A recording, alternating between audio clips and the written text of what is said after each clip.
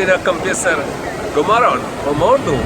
Jag är här på Buffalo i stor Amerika och här är Niagara Falls. Min andra sida du kan titta Kanada. Men det är jättebra plats när jag tittar här på vatten. Det är jättebra plats för mig och för dig. Det är naturen och vi prisar Gud. Han är jättestor och bra Gud.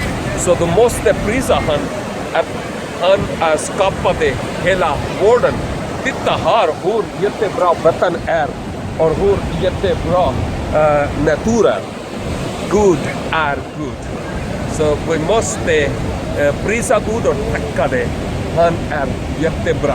Så låt oss berätta till hela världen att Jesus älskade. Han är frälsare och vi är en person som